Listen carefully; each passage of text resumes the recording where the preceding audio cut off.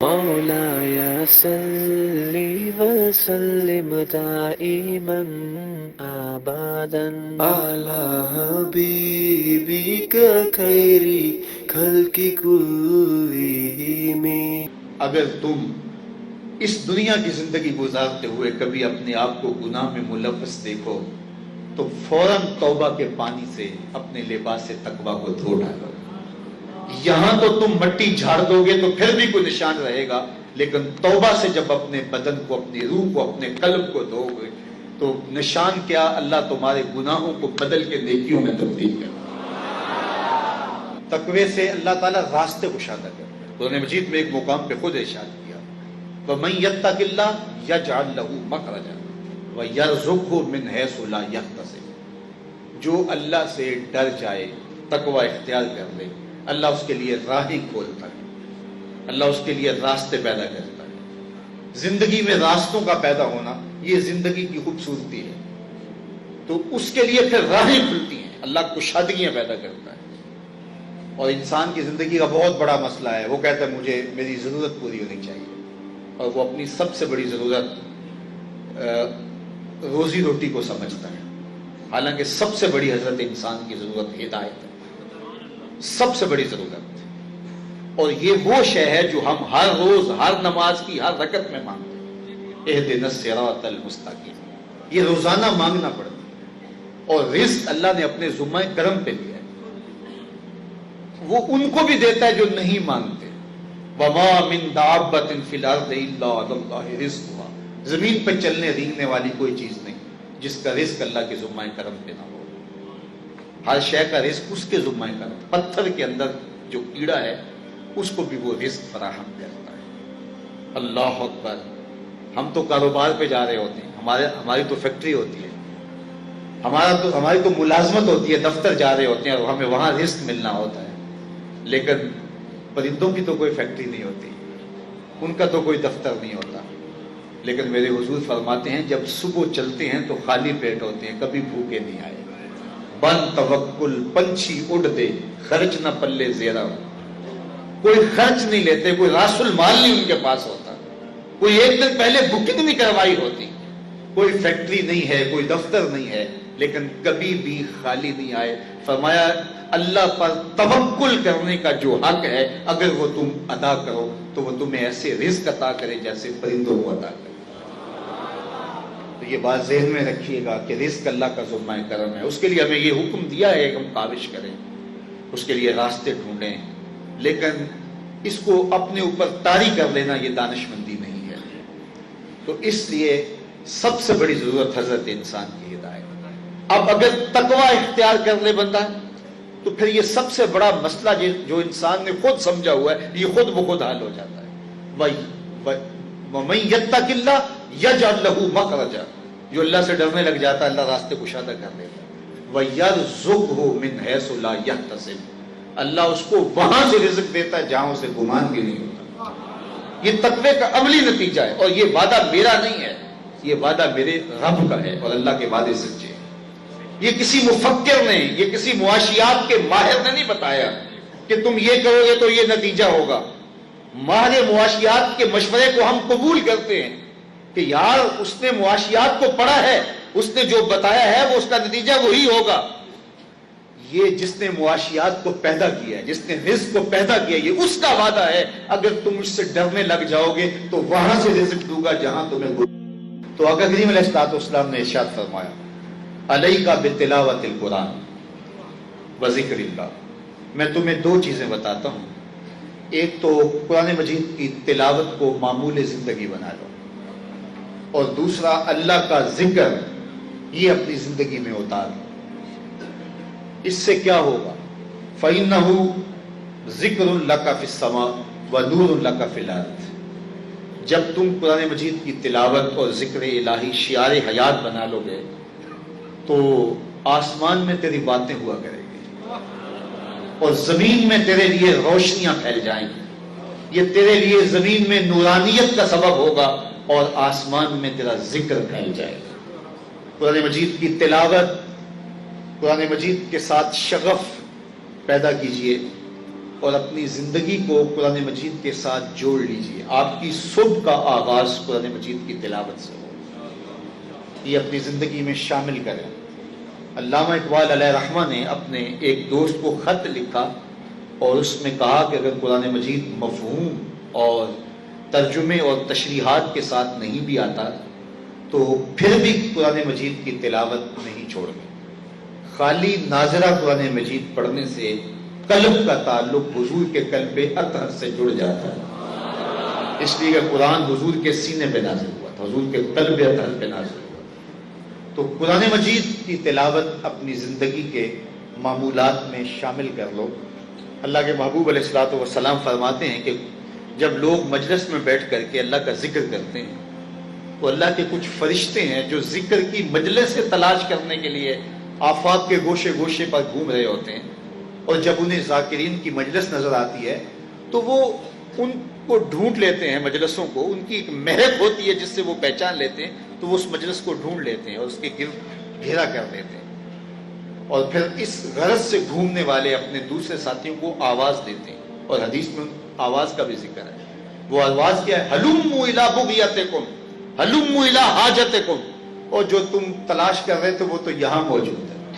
پھر فرشتے آتے ہیں یہاں تک کہ آسمان تک فرشتے ہی فرشتے ہو جاتے ہیں. اختتام مجلس پر نور کی تشتریوں میں وہ ذکر لیے بارگاہ عزتی میں حاضر ہوتے ہیں, باوجود علم کہ اللہ پوچھتا ہے کہ میرے فرشتوں کہاں گئے تھے, تو وہ بتاتے ہیں ہم فلاں جگہ پہ گئے. تو اللہ فرماتا ہے کہ وہ میرے بندے کیا چاہتے تھے؟ یا اللہ تیری جنت کے طالب تھے. تو اللہ تعالیٰ ارشاد فرماتا ہے کیا انہوں نے میری جنت کو دیکھا ہوا ہے؟ تو وہ کہتے ہیں کہ نہیں مالک, تیری جنت کو انہوں نے دیکھا نہیں, تیرے رسول کی زبان سے سنا ہے. تو اللہ فرماتا ہے کیف لو رأوہا, ہاں اگر وہ دیکھ لیتے تو پھر کیا منظر ہوتا؟ یا اللہ پھر تو شدید اشتیاق ان کے سینے میں ہوتا. یہ تو سنا ہے تو یہ عالم ہے. اللہ فرماتا ہے وہ کسی چیز سے جو ہے وہ میری پناہ بھی مانگتے تھے, کسی چیز سے پناہ بھی مانگتے تھے, میری بارگاہ میں عرض گزار تھے کہ مالک ہمیں فلاں چیز سے پناہ دے دے. تو فرشتے کہتے ہیں یا اللہ وہ دوزخ سے تیری پناہ میں آنا چاہتے تھے. اللہ تعالیٰ فرماتا ہے انہوں نے میرے دوزخ کو دیکھا ہے؟ تو وہ کہتے ہیں یا اللہ دیکھا نہیں, تیرے محبوب کی زبان سے سنا. تو اللہ تعالیٰ ارشاد فرماتا ہے کہ فرشتوں گواہ بن جاؤ, میں نے ان بندوں کی مغفرت فرمائی. آگے جو لفظ ہے وہ سنیے, ملک من الملائکہ, فرشتوں میں سے ایک فرشتہ بول کے اس مجلس میں کہتا ہے بارگاہ عزتی میں, مالک فلاں فلاں بندہ وہ تو اس غرض سے نہیں آیا تھا, وہ تو کسی حاجت سے کسی کام سے آیا تھا, اور وہ بھی ساتھ بیٹھ گیا. تو کہا ہم قوم, یہ ایسی قوم ہے کہ جن کے پاس بیٹھنے والا بھی لا یشقی جلیسہم, جن کے پاس بیٹھنے والا بھی بدبخت نہیں رہتا. اللہ ان لوگوں کے صدقے ذاکرین کی برکت سے ان پر بھی اپنا کرم فرما دیتا ہے. تو فرمایا کہ میں تمہیں ذکر کی وصیت کرتا ہوں, فَإِنَّهُ ذِكْرٌ لَكَ فِي السَّمَاءِ, یہ آسمان میں تیرے ذکر کا نتیجہ ہے. اور یہ اس حدیث کا مفہوم ہے کہ جب کوئی بندہ اللہ کا ذکر کرتا ہے تو اللہ فرماتا ہے کہ میں اس سے بہتر مجلس میں اس کا ذکر کرتا ہوں. اگر وہ تنہائی میں ذکر کرتا ہے تو میں اس کا تنہائی میں ذکر کرتا ہوں, اور اگر وہ کسی مجلس میں ذکر کرتا ہے تو میں ملأ اعلیٰ میں اس سے بہتر یعنی فرشتوں کی مجلس میں, معصومین کی مجلس میں اس کا ذکر کرتا ہوں.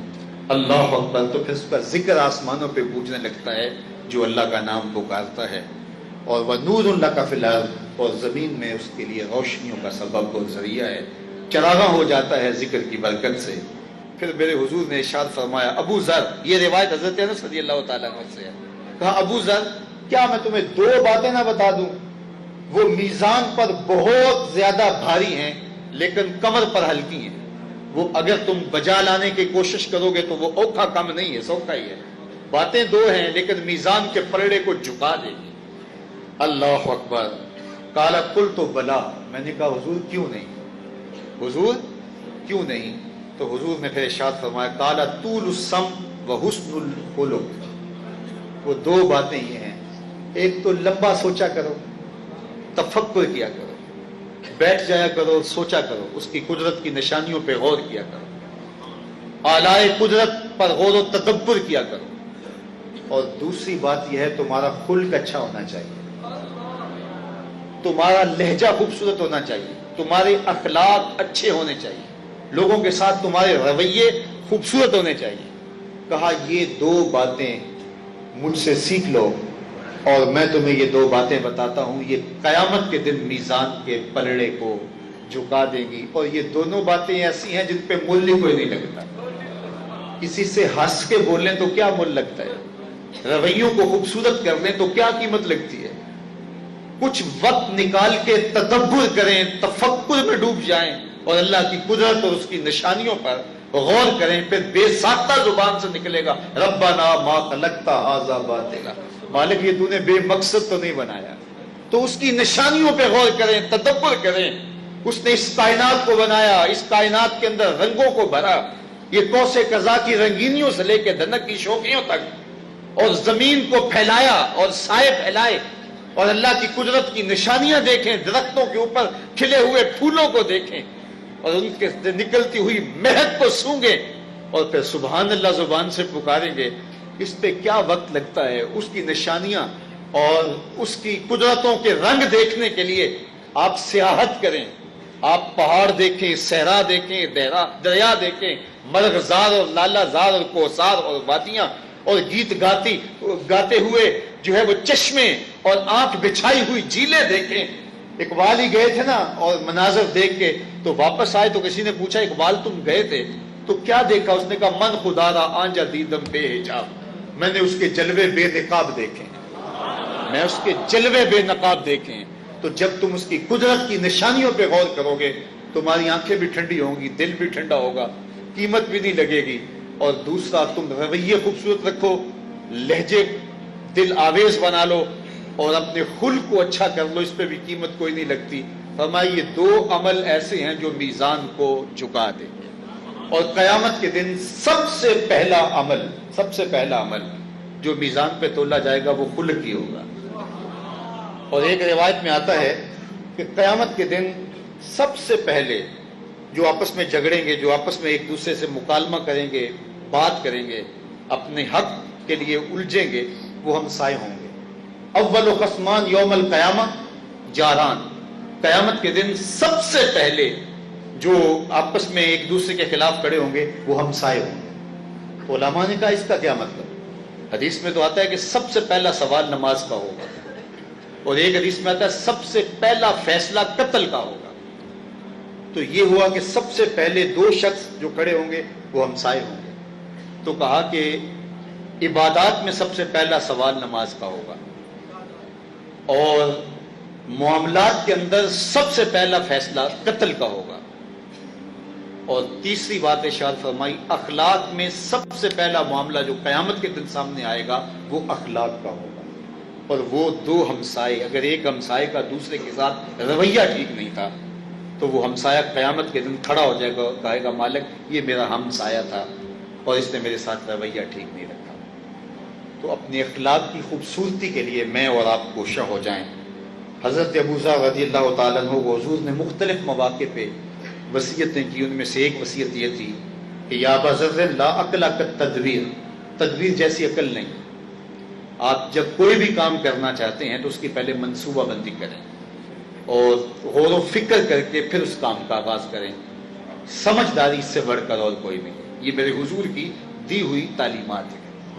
اور پھر دوسری بات ارشاد فرمائی ولا ورع کالکف، اور رک جانے سے بڑا تقوی کوئی نہیں، پرہیزگاری کوئی نہیں. نیکی کرنا بہت اہم ہے لیکن گناہ سے بچنا اس سے زیادہ اہم ہے. رک جائیں، کسی کا بھلا نہیں کر سکتے تو نقصان نہ کریں. تو اچھائی کرنے کی فضیلت اپنی جگہ، لیکن برائی سے رک جانا اس سے زیادہ اہم ہے. تو فرمایا ورع، تقوی، پرہیزگاری، رک جانے سے بہتر کوئی نہیں ہے. پھر تیسری بات ارشاد فرمائی اللہ کے محبوب علیہ الصلوۃ والسلام نے ولا حسب کا حسن الخلق، اور حسن خلق سے بڑا کوئی حسب نہیں ہے. سب سے بڑا حسب حسن خلق ہے. تو اپنے اخلاق کی خوبصورتی کے لیے مجھے اور آپ کو کوشاں ہونا چاہیے.